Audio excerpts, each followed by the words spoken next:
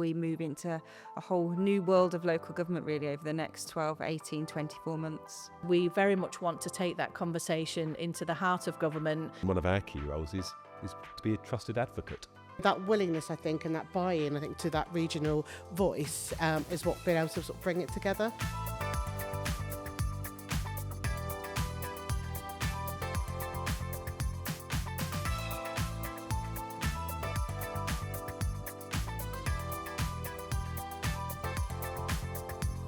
Hello and welcome to the Public Sector I Heart You Unplugged podcast series. I'm joined today by colleagues from a regional collaborative of organisations like West Midlands Employers.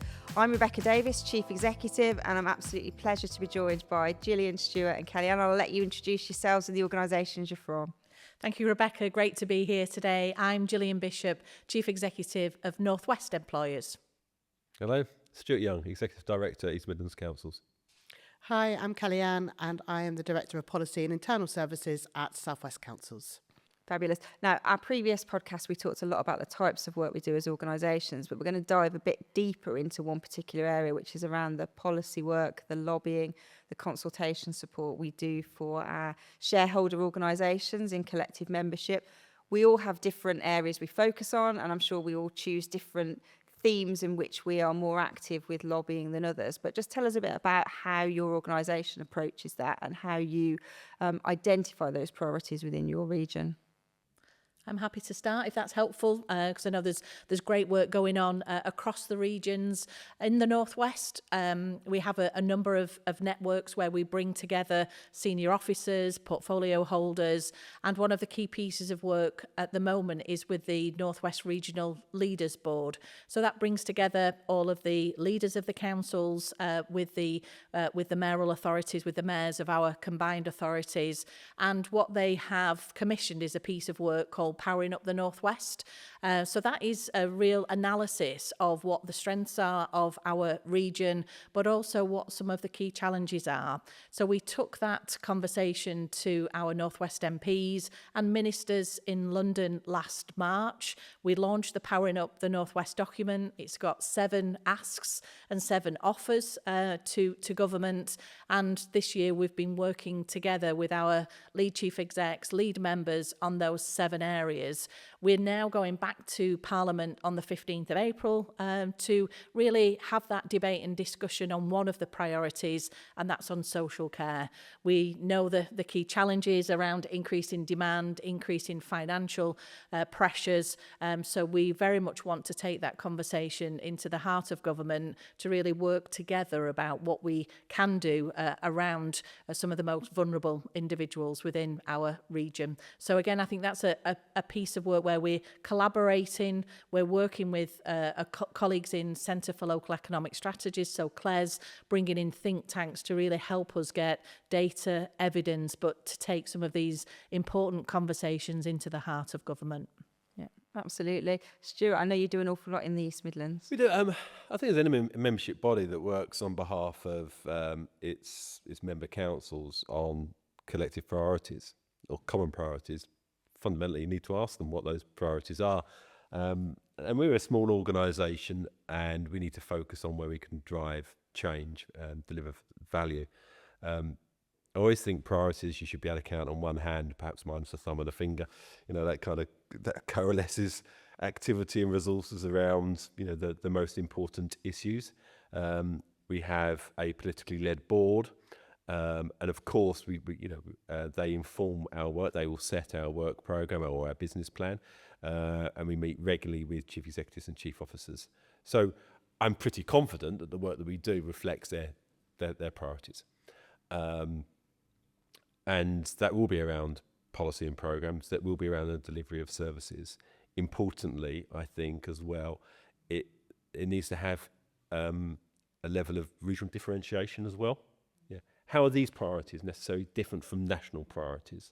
How are these needs quite specific to councils and communities in the East Midlands? And I think that's always provided our natural docking point as well. And also on the other side, going back to national governments, and how can we support you in working effectively with our member councils in the East Midlands? There's 40 local authorities. So how can you work through us to be able to engage effectively with with all 40 local authorities in the region. Yeah, absolutely. And it is a balancing act, isn't it? And I think what we've seen over the past year is there's so many government consultations coming out. It's almost been, keeping abreast of those has been the biggest challenge for us. And we've had to be quite strategic about which ones we can invest capacity in responding to. And for some of those consultations, we will provide information to councils and say, look, here's a template, can you submit as well? Because we recognise there's power sometimes in having that volume of responses, and we'd hope that certainly helps in terms of giving a collective view from government that's something that's going to have a big impact on our region. And we try to tailor all our consultation responses absolutely on the regional impact, and I think that's the unique part for us. And I know there's bodies who respond nationally or from particular professional vocational perspective, but we absolutely put that layer of this is what it means for councils in our region and in turn for communities, whatever that theme might be, whether it's funding, which there's been a lot of issues on, whether it's social care, whether it's fair pay. There's a lot of things we do. Yeah, similar. So we have obviously all of our 29 local authorities represented through South West Councils. So that's on a political leader basis. And then alongside that, we have our South West Chief Executives Group. And they work together side by side. And we talk about what the challenges are, what the issues are, and collectively agree what we want to be able to lobby government on. So quite recently, we did a joint letter around the national insurance contributions. We're currently working on, so a letter around SEND.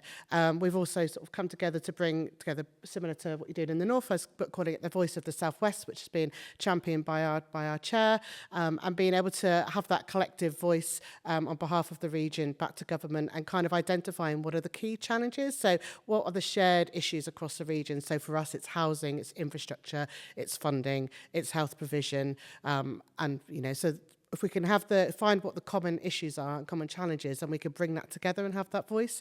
So we've been doing lots of work around that most recently. Previously, we've been able to respond to issues. So within COVID, we were part of setting up the Resilience and Oversight Group, and that brought together chief executives, but also health leads as well, and have that joint conversation around what was happening in the local area, how do we support, how do we deliver, with that sort of valued nuance of information from local government side, but also from a health side as well, and being able to collectively share the challenges and issues. So I think we've been able to sort of really support that. We also do lots of work in responding to consultations around migration. So through the strategic migration partnerships that we host, quite often government come to us to help, influence policy, help inform policy before it goes out to be delivered across sort of the UK, and help implement it really. So we've been able to sort of respond as a region, collect all that information back and respond on their behalf to give that sort of view and information.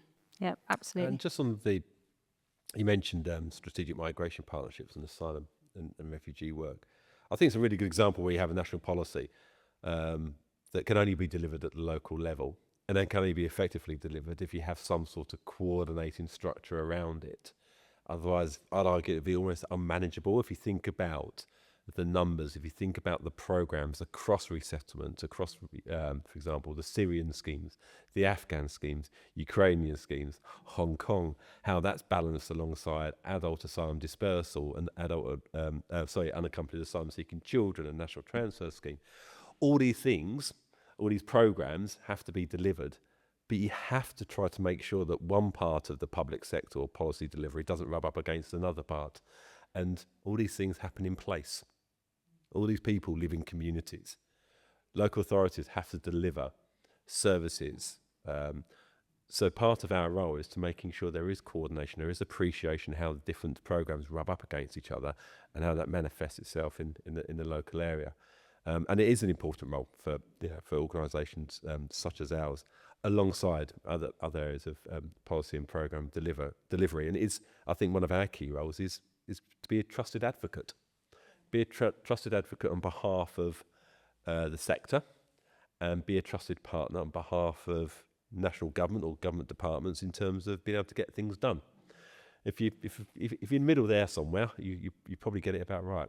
It's also about that national message comes down and kind of recognising not one size fits all. So when we get that national measures, how can we then make it fit and work within our own regions? And, how can we deliver and how can we work out what's best? What areas can do different things, what areas can complement, they might be able to pick up one area of work but actually can't deliver on something else because they're too rural, they're too coastal, but actually what other services can they provide instead? So, when we talk about migration, we talk about asylum and resettlement, actually resettlement actually can work in some really rural areas, whereas asylum dispersal has more challenges against that. So it's kind of working out what can you do collectively as a region to respond to the national ask, but how does it work best for us and how does it work best for our local authorities? Just build on the conversation around the trusted advocate, because I think in terms of lobbying, in terms of consultation, I guess in terms of communication of what the value is of the region, there's also a role for us, I think, in terms of being a trusted conduit. So that is from central government into the region. And again, in consultation, a lot of our members look to us, one, to catch them because there's so many, making sure that we respond and we let them know that there's the opportunity to feedback. But also they will look to us to say, well, can you kind of coordinate a response on our behalf? Because you know what we've been talking about, you know what our issues are, so we can prepare something which does save time and energy. So it's done once rather than 36 times. In our case, they can then use that as their template if they want to do an individual response, but they know and they trust that we are working on their collective behalf. So again, I think that conduit from central government in, but also from the regions out as well, and that is a real value, I think, responding to but being proactive of the key kind of messages and the key issues that our members are saying important to them. Yeah, absolutely. It's the soft consultation, isn't it? It's before those formal consultations. It's been able to be that convener of those more subtle dialogue with either civil servants or ministers, and being able to preempt some of those consultations. I know one of the challenges we find in the West Midlands is that we don't have a policy team, because I think anyone who listened to our earlier podcast, we're a very small, agile organisation in that regard. So we have to bring in sort of expertise, and sometimes the pace at which we need to respond to consultations is a challenge. So, for example, something could come in next week, our councils could feel they need to take a view or express a strong perception or collect data to support a view. How do you manage that? I suppose the urgency sometimes which comes with the need to address policy implications. I think for us, we're similar, quite a small organisation and don't always have the expertise there. But what we do have is those relationships in place already and being able to signpost. So we know who to be able to go to, who to be able to link in with. So we understand where we can try and get that expertise and information from. So I think that's a really key skill for us, is that we're able to sort of position ourselves that we can coordinate and bring the right people together, even if we're not, the individuals that can provide that expertise ourselves. That really helps. It's being able to amplify that message, isn't it, for others as well? I think we've got that ability to have those easy ins to networks that we often manage or facilitate. Yeah. And bringing the right people around the table to have the discussions, And it is being able to amplify where it's important and where it's worthwhile to do so. Particularly if it fits in with what our priorities are, then we will put resources against it. We can't possibly respond to every single piece of government consultation on behalf of regions, local authorities. It's just not viable. But there are certain areas that are absolutely important that we do. Either be able to do it ourselves through our small team, or, as you say, you'd be able to lean on the partner contributions of our member councils, because there are a range of very, very good people that can lend their expertise to this. But I think it's really playing back into your priorities. It's when we talk about lobbying, sometimes you have to be quite confident about it. So, for example, we lobby on the level of public investment that goes into the East Midlands, because the kindly folk at Treasury have been publishing their data. And if you spend your time analysing it, the East Midlands is the worst funded region by far nationally. Well, actually, on those situations, you need to face sharper elbows. You need to be quite robust about it. You need to say, not unless say this is unfair or this isn't right, because government have enough problems snaking around the streets of Whitehall. Basically say there's a problem. It's a lack of funding. Actually, if you increase your funding, there's a greater rate of return to be delivered in the East Midlands than elsewhere, to be blunt. That's the positive message we put in. But it's coalescing local authorities and combined authorities around that messaging, around the opportunities, around what the investment-ready projects are. That's part of our role. And to be blunt, the realisation that how poor the levels of investment infrastructure funding was in East Midlands wasn't quite realised until a few years ago, and until we did that piece of work. But it's important because it corrals action against it, and sometimes it's just been a catalyst for enabling or supporting the more substantive resources that some of your local authorities can then play into this. I think as well, as you say, we're lean and agile, aren't we? So we can respond, but on the right things. So as you say, it's aligned to what our member organisations say are the important issues. And one of the things I think we have the ability to do is to be really bold and brave about what we're good at and what our local authorities are good at as well.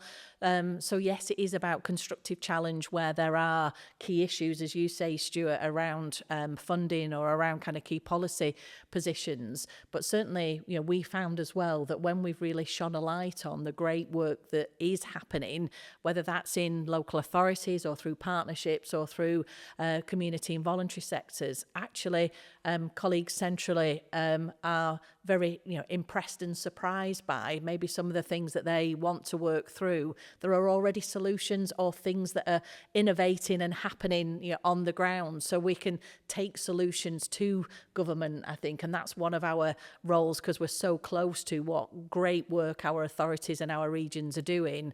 So hopefully we can provide some solutions, as well as some challenge. Yeah, absolutely. And it is a challenging landscape, isn't it? I know as an organisation we often do that traditional SWOT analysis. Where are the strengths? Where are the opportunities? Where are the threats for us? There are certain policy areas which just wouldn't be right for us in our region to do. There's bodies in our region that are doing certain things well already. So it is very localised. It's definitely not one size fits all. But how do you see the future in that policy lobbying consultation space as we move into a whole new world of local government really over the next 12, 18, 24 months? I think building on what Kellyanne said, it's very much, I think, partnering, collaborating, taking the work that we're doing with the North West Leaders Board, the key issues in there around housing, transport, say social care, climate change. We're not the experts in those areas, but we know who is, and how do we work with those partners to add value, as we mentioned before, and to lean in and add our support or a challenge to some of the issues. So I think as the landscape continues to change, the value will be, how do we collaborate? How do we have strength in numbers? And how do we all have that collective voice around the issues that are important to us? I think sometimes initially it's just about being able to create that space to have the conversation.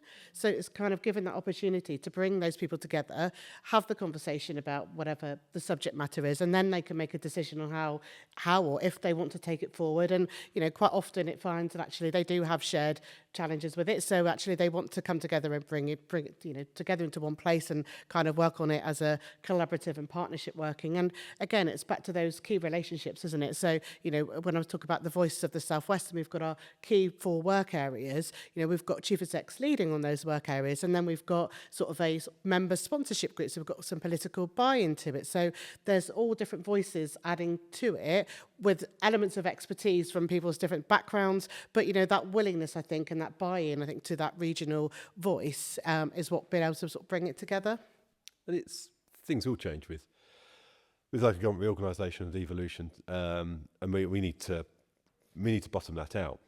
Some things sit naturally within individual local authorities. There's no rhyme or reason why an organisation such as ours would really be involved in that. And some things naturally sit within the boundaries, geographical and organisational, of combined authorities. And that's for them to deal with. Some things sit above combined authorities and individual local authorities, but below the national level. That's the natural geographical space in which organisations like ourselves can fit within. It's really just being flexible and saying, it's bigger than local, it's bigger than combined authority, strategic authority footprint, it's smaller than national. Actually, there's the natural docking points for the collective work. Where's the value? Yeah, absolutely. And I think that policy space is one where collectively as regional organisations, our collaboration works well as well, doesn't it? Allowing us to share where we've got expertise or particularly policy experts internally and being able to utilise their skills helps us stay small, agile and relevant. Thank you ever so much for joining me to talk about our policy lobbying, collaboration and consultation work. It's really important to share that with colleagues. I think the breadth of what we do and what we can do as well as open doors really for being able to have those conversations with our shareholders. Thank you for listening, and you'll be able to hear more from the Public Sector I Heart You Unplugged series with our regional collaborative colleagues next.